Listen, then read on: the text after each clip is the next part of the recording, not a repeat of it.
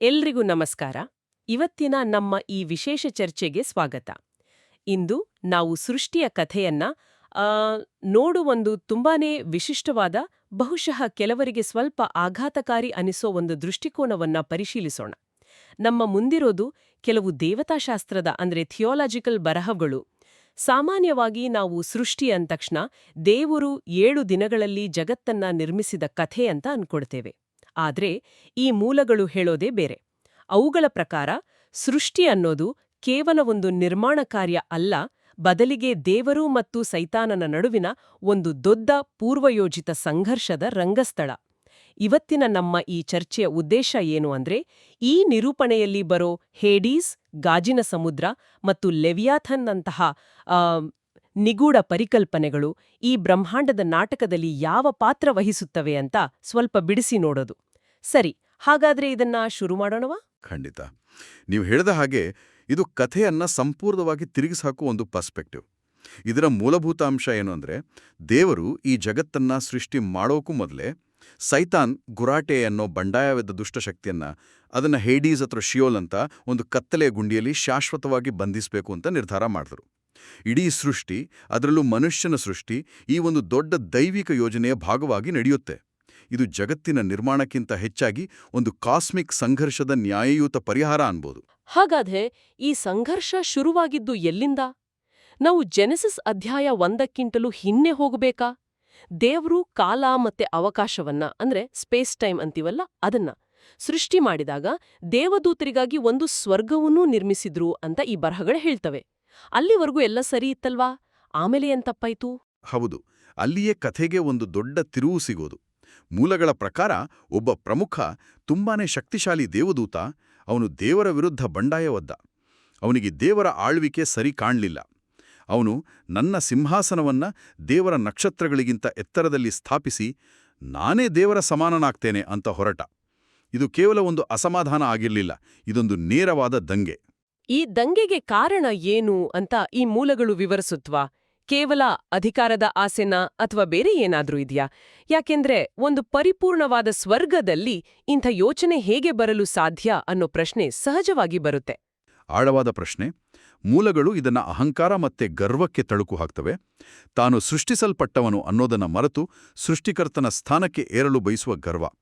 ಈ ಬಂಡಾಯದ ಕಾರಣದಿಂದ ದೇವರು ಅವನನ್ನ ಮತ್ತೆ ಅವನನ್ನ ಹಿಂಬಾಲಿಸಿದ ಇತರ ದೇವದೂತರನ್ನ, ಎಲ್ಲರನ್ನೂ ಶಿಯೋಲ್ ಅನ್ನೋ ಒಂದು ಆಳವಾದ ಗುಂಡಿಗೆ ತಳ್ಳಿದ್ರು. ಸ್ವರ್ಗದಲ್ಲೇ ಒಂದು ಯುದ್ಧ ನಡೆದೋಯ್ತು ಅನ್ಬಹುದು. ಶಿಯೋಲ್, ಈ ಪದವನ್ನ ನಾವು ಕೇಳಿರ್ತೀವಿ, ಆದ್ರೆ ಸಾಮಾನ್ಯವಾಗಿ ನರಕ, ಪಾಪಿಗಳು ಹೋಗೋ ಜಾಗ ಅಂತ ಅರ್ಥ ಮಾಡ್ಕೊಳ್ತೇವೆ. ಈ ಮೂಲಗಳು ಅದನ್ನ ಹೇಗೆ ವಿವರಿಸ್ತವೆ? ಇದು ಬೆಂಕಿಯಿಂದ ತುಂಬಿದ ಸ್ಥಳವಾ? ಇಲ್ಲ, ಅದೇ ಇಲ್ಲಿರೋ ಇಂಟ್ರೆಸ್ಟಿಂಗ್ ವಿಷಯ.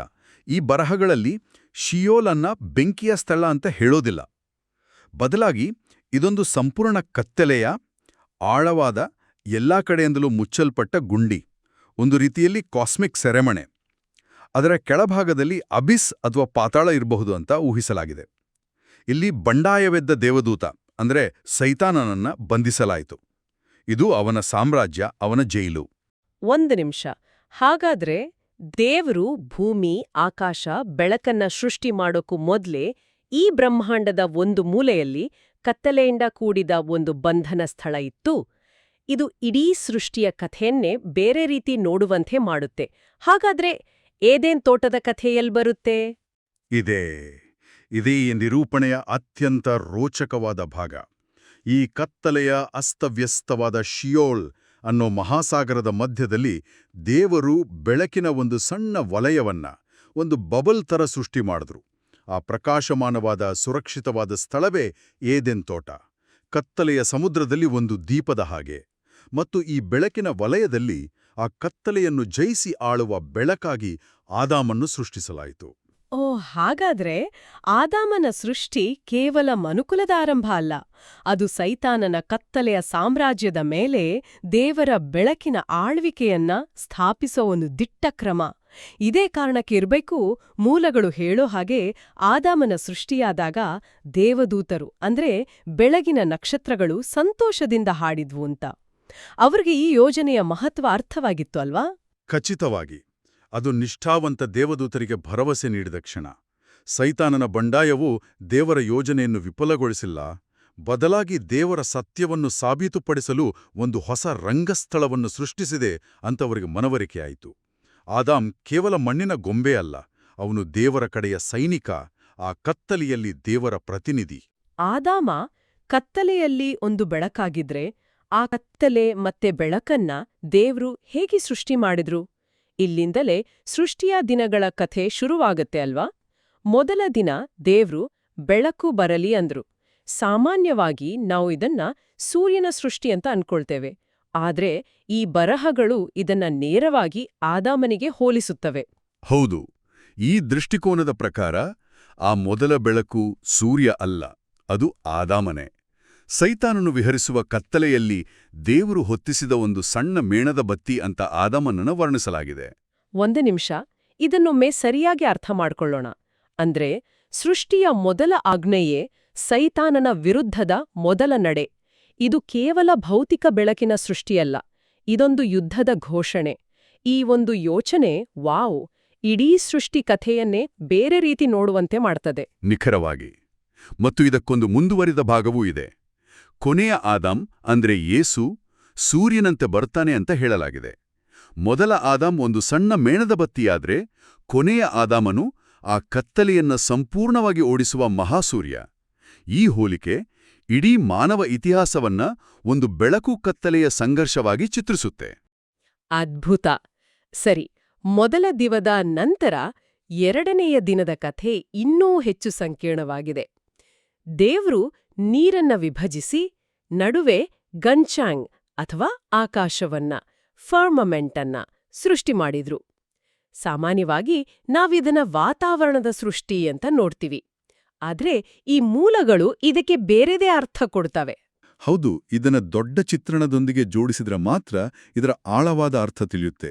ಆಕಾಶದ ಮೇಲಿರೋ ನೀರನ್ನ ಗಾಜಿನ ಸಮುದ್ರ ಅಥವಾ ಗ್ಲಾಸ್ ಸಿ ಅಂತ ಕರೆಯಲಾಗಿದೆ. ಅದು ದೇವರ ಪವಿತ್ರ ಕ್ಷೇತ್ರ, ದೇವರ ಸಿಂಹಾಸನದ ಮುಂದಿರುವ ಶಾಂತವಾದ ಸ್ಫಟಿಕದಂತಹ ಶುದ್ಧವಾದ ಸ್ಥಳ. ಆದರೆ ಆಕಾಶ ಮತ್ತು ಅದರ ಕೆಳಗಿನ ನೀರು, ಇವೆರಡೂ ಸೈತಾನನ ಚಟುವಟಿಕೆಯ ಕ್ಷೇತ್ರ. ಅವನನ್ನ ಗಾಳಿಯ ಅಧಿಕಾರವನ್ನು ಹೊಂದಿದ ರಾಜ ಅಂತ ಬೈಬಲ್ನಲ್ಲಿ ಹೇಳೋದನ್ನ ನಾವಿಲ್ಲಿಗೆ ಸಂಬಂಧಿಸಬಹುದು. ಒಂದು ನಿಮಿಷ, ನಾನು ಕೇಳಿದ್ದು ಸರಿಯಾ? ನಾವು ನೋಡೋ ಆಕಾಶ, ಮಳೆ ಬರೋ ಮೋಡಗಳು, ಇದೆಲ್ಲವೂ ಸೈತಾನನ ಪ್ರಭಾವವಿರೋ ಜಾಗ ಅಂತ ಈ ಮೂಲಗಳು ಹೇಳ್ತಾವಾ? ಹಾಗಿದ್ರೆ ನಾವು ಬದುಕ್ತಿರೋ ಜಾಗವೇ ಒಂದು ಯುದ್ಧ ಭೂಮಿ. ಇದು ಕೇಳೋಕೆ ಸ್ವಲ್ಪ ಭಯಾನಕವಾಗಿದೆ. ಈ ದೃಷ್ಟಿಕೋನದ ಪ್ರಕಾರ ಹೌದು. ಹಾಗಾಗಿಯೇ ಇಲ್ಲಿ ಒಂದು ಅತ್ಯಂತ ಗಮನಾರ್ಹ ಅಂಶ ಇದೆ. ಮೂಲಗಳ ಪ್ರಕಾರ ಸೃಷ್ಟಿಯ ಬೇರೆಲ್ಲಾ ದಿನಗಳ ನಂತರ ದೇವರು ಅದನ್ನು ನೋಡಿ ಒಳ್ಳೆಯದೆಂದು ಕಂಡ್ರು ಅನ್ನೋ ವಾಕ್ಯ ಇದೆ. ಆದರೆ ಎರಡನೇ ದಿನದ ಸೃಷ್ಟಿಯ ನಂತರ ಆ ಮಾತು ಬರೋದಿಲ್ಲ. ನಿಜವೇ? ಅದು ನನಗೆ ನೆನಪಿರ್ಲಿಲ್ಲ. ಆದ್ರೆ ಇದು ಕೇವಲ ಒಂದು ಕಾಕತಾಳೀಯವಾಗಿರ್ಬೋದಲ್ವೇ? ಬರಹಗಾರರು ಆ ವಾಕ್ಯವನ್ನ ಸೇರಿಸೋಕೆ ಮರೆತಿರ್ಬೋದು. ಈ ಸಿದ್ಧಾಂತವನ್ನ ಬೆಂಬಲಿಸಲು ಬೇರೇನಾದ್ರೂ ಪುರಾವೆಗಳಿವೆಯಾ? ಒಳ್ಳೆ ಪ್ರಶ್ನೆ. ಕಾಕತಾಳೀಯ ಅನ್ನೋಕೆ ಸಾಧ್ಯವಿಲ್ಲ. ಯಾಕಂದ್ರೆ ಈ ಮೂಲಗಳು ಅದಕ್ಕೊಂದು ಐತಿಹಾಸಿಕ ಸಮಾನಾಂತರವನ್ನ ಕೊಡ್ತವೆ. ಮಾನವ ಇತಿಹಾಸದ 2ನೇ ಸಹಸ್ರಮಾನದಲ್ಲಿ, ಅಂದ್ರೆ 2ನೇ ದಿನಕ್ಕೆ ಸಮಾನವಾದ ಕಾಲದಲ್ಲಿ ನೋಹನ ಪ್ರವಾಹ ಸಂಭವಿಸಿತು. ಆಗ ಆಕಾಶದ ಕೆಳಗಿನ ನೀರು ಭೂಮಿಯನ್ನ ಆವರಿಸಿ ದೇವರ ಸೃಷ್ಟಿಯನ್ನ ನಾಶ ಮಾಡಲು ಪ್ರಯತ್ನಿಸಿತು. ಆದರೆ ದೇವರ ಆಜ್ಞೆಯಂತೆ ಕಟ್ಟಿದ ನಾವೆಯೂ ಆ ನೀರಿನ ಮೇಲೆ ತೇಲಿತು. ಇದು ಸೈತಾನನ ಕ್ಷೇತ್ರದ ಮೇಲೆ ದೇವರ ವಿಜಯದ ಸಂಕೇತ. ಹಾಗಾದ್ರೆ ಈ ಗಾಜಿನ ಸಮುದ್ರ ಒಂದು ರೀತಿಯಲ್ಲಿ ದೈವಿಕ ಪ್ರಪಂಚ ಮತ್ತು ಕೆಳಗಿನ ಗೊಂದಲದ ಪ್ರಪಂಚದ ನಡುವಿನ ಒಂದು ಗಡಿರೇಖೆ, ಒಂದು ಕನ್ನಡಿಯ ಹಾಗೆ. ಅದರ ಮೇಲೆ ಶಾಂತಿ, ಕೆಳಗೆ ಸಂಘರ್ಷ. ಆ ಕನೆಕ್ಷನ್ ನಿಜಕ್ಕೂ ತುಂಬಾ ಇಂಟ್ರೆಸ್ಟಿಂಗ್ ಆಗಿದೆ. ಸರಿ, ಈ ವಿವಾದಾತ್ಮಕ 2ನೇ ದಿನದ ನಂತರ 3ನೇ ದಿನ ಏನಾಯ್ತು? ದೇವರು ಕೆಳಗಿನ ನೀರಿಂದ ಭೂಮಿಯನ್ನ ಹೊರತಂದರು. 3ನೇ ದಿನ ಭೂಮಿಯು ಸೈತಾನನ ನಿಯಂತ್ರಣದಲ್ಲಿದ್ದ ನೀರಿನಿಂದ ಹೊರಬರುತ್ತೆ. ಇದೊಂದು ವಿಮೋಚನೆಯ ಕ್ರಿಯೆ. ಈ ಶುಷ್ಕ ನೆಲದ ಮೇಲೆ ಬೀಜ, ಅಂದ್ರೆ ದೇವರ ವಾಕ್ಯವನ್ನ ಬಿತ್ತಲಾಯಿತು. ಈ ವಾಕ್ಯದಿಂದ ಮರುಜನ್ಮ ಪಡೆದ ಮಾನವರು ಸೈತಾನನ ಕ್ಷೇತ್ರವಾದ ಆಕಾಶ ಮತ್ತು ನೀರಿನ ಮೇಲೆ ಅಧಿಕಾರ ನಡೆಸುವರು ಅನ್ನೋದು ಇದರ ಹಿಂದಿನ ಆಶಯ.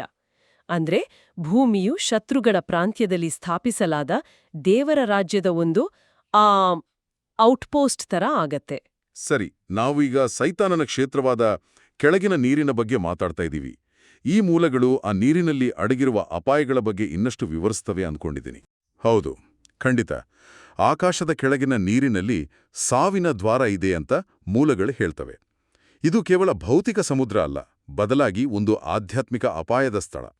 ಮತ್ತು ಈ ಸ್ಥಳದಲ್ಲಿ ವಾಸಿಸೋ ಸೈತಾನನನ್ನ ವಿವರಿಸೋಕೆ 2 ಪ್ರಬಲವಾದ ಭಯಂಕರವಾದ ರೂಪಕಗಳನ್ನು ಬಳಸಲಾಗಿದೆ: ಟ್ಯಾನಿನ್ ಮತ್ತು ಲೆವಿಯಾಥನ್. ಟ್ಯಾನಿನ್ ಅಂದ್ರೆ ಒಂದು ದೊಡ್ಡ ಸಮುದ್ರ ಜೀವಿ ಅಥವಾ ಡ್ರ್ಯಾಗನ್ ಅಲ್ವಾ? ನಮ್ಮ ಪುರಾಣಗಳಲ್ಲೂ ಇಂಥ ಕಲ್ಪನೆಗಳಿವೆ. ಇದು ಕೇವಲ ಒಂದು ಕಾಲ್ಪನಿಕ ಜೀವಿ ಅನ್ನೋದಕ್ಕಿಂತ ಅವ್ಯವಸ್ಥೆಯ ಅಂದ್ರೆ ಕೇಯಾಸ್ನ ಸಂಕೇತವಾಗಿರ್ಬೋದಾ? ಖಂಡಿತ. ಟ್ಯಾನಿನ್ ಅನ್ನೋದು ಅವ್ಯವಸ್ಥೆಯ, ದೈವಿಕ ಕ್ರಮಕ್ಕೆ ವಿರುದ್ಧವಾದ ಶಕ್ತಿಯ ಸಂಕೇತ. ಕೀರ್ತನೆಗಳಲ್ಲಿ ದೇವರು ಈ ಟ್ಯಾನಿನ್ಗಳ ತಲೆಗಳನ್ನು ಪುಡಿ ಮಾಡ್ತಾರೆ ಅಂತ ಹೇಳಲಾಗಿದೆ. ಇದು ಸೈತಾನನ ಮೇಲಿನ ದೇವರ ಅಂತಿಮ ವಿಜಯದ ಸ್ಪಷ್ಟ ಚಿತ್ರಣ. ಈಗ ಲೆವಿಯಾಥನ್ ಬಗ್ಗೆ ಹೇಳೋದಾದ್ರೆ ಅದು ಇನ್ನಷ್ಟು ನಿರ್ದಿಷ್ಟವಾಗಿದೆ. ಅದು ಸೈತಾನನ ಗುಣಲಕ್ಷಣಗಳನ್ನ, ಅವನ ವ್ಯಕ್ತಿತ್ವವನ್ನು ವಿವರಿಸುತ್ತೆ. ಅದು ಹೇಗೆ ಭಿನ್ನ? ಲೆವಿಯಾಥನನ್ನು ಎಲ್ಲಾ ಗರ್ವಿಷ್ಠ ಜೀವಿಗಳ ರಾಜ ಅಂತ ವರ್ಣಿಸಲಾಗಿದೆ. ಇದರರ್ಥ ಸೈತಾನನ ಮೂಲ ಪಾಪ ಅಹಂಕಾರವೇ. ಈ ಅಹಂಕಾರ ಅವನ ಶಕ್ತಿನಾ ಅಥವಾ ಅವನ ದೌರ್ಬಲ್ಯನಾ? ಅತ್ಯುತ್ತಮವಾದ ಪ್ರಶ್ನೆ. ಎರಡೂ ಹೌದು. ಲೆವಿಯಾಥನನ್ನು ಯಾರೂ ಮೀನುಗಾರಿಕೆಯ ಗಾಳದಿಂದ ಹಿಡಿಯೋಕ್ಕಾಗಲ್ಲ, ಯಾವುದೇ ಆಯುಧಕ್ಕೆ ಅದು ಹೆದರೋದಿಲ್ಲ ಅಂತ ವರ್ಣಿಸಲಾಗಿದೆ. ಅವನ ಅಹಂಕಾರವೇ ಅವನಿಗೆ ಈ ನಿರ್ಭಯ ಶಕ್ತಿಯನ್ನು ಕೊಡುತ್ತೆ. ಆದರೆ ಇದೇ ಅಹಂಕಾರ ಅವನ ದೊಡ್ಡ ದೌರ್ಬಲ್ಯವೂ ಹೌದು. ಯಾಕಂದ್ರೆ ತಾನು ಆಳುವ ನದಿಗಳು ಮತ್ತು ಸಮುದ್ರವನ್ನ ತಾನೇ ಸೃಷ್ಟಿಸಿದ್ದೇನೆ ಅನ್ನೋ ಭ್ರಮೆಯಲ್ಲಿ ಅವನು ಬದುಕ್ತಾನೆ ಅಂತ ಮೂಲಗಳು ಹೇಳ್ತವೆ. ಅಂದ್ರೆ ಅವನು ತನ್ನ ಶಕ್ತಿಯ ಮೂಲವನ್ನ ಮರೆತು ತಾನೇ ದೇವರು ಅಂತ ಭಾವಿಸ್ತಾನೆ. ಅವನು ದೇವದೂತರ ಸ್ವರ್ಗದ ಶಾಂತಿಯನ್ನ ಕೆಡಿಸಿದ ಹಾಗೆ ಈಗ ತಾನು ಬಂಧಿಸಲ್ಪಟ್ಟಿರೋ ಹೇಡೀಸ್ನ ಶಾಂತಿಯನ್ನು ಕೆಡಿಸ್ತಾ ಇದ್ದಾನೆ. ಸೃಷ್ಟಿಕರ್ತನಲ್ಲದಿದ್ದರೂ ಸೃಷ್ಟಿಕರ್ತನ ಹಾಗೆ ವರ್ತಿಸೋಕೆ ಪ್ರಯತ್ನಿಸ್ತಾನೆ. ನಿಖರವಾಗಿ. ಅವನು ತನ್ನದೇ ಆದ ಒಂದು ಕೃತಕ ರಾಜ್ಯವನ್ನ ಆ ನೀರಿನಲ್ಲಿ ನಿರ್ಮಿಸೋಕೆ ಪ್ರಯತ್ನಿಸ್ತಾನೆ.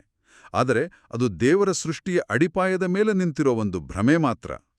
ಅವನು ಸೃಷ್ಟಿಕರ್ತನಲ್ಲ, ಕೇವಲ ಒಬ್ಬ ಬಂಡಾಯಗಾರ. ಮತ್ತು ಅವನನ್ನು ಸೋಲಿಸೋಕೆ ಸಾಧ್ಯವೇ ಇಲ್ಲ ಅಂತ ತೋನಿದ್ರೂ ದೇವರ ಯೋಜನೆಯಲ್ಲಿ ಅದಕ್ಕೂ ಒಂದು ದಾರಿಯಿದೆ. ಹಾಗಾದ್ರೆ ಈ ಸಂಘರ್ಷದಿಂದ ಹೊರಬರೋ ದಾರಿಯಾವುದು?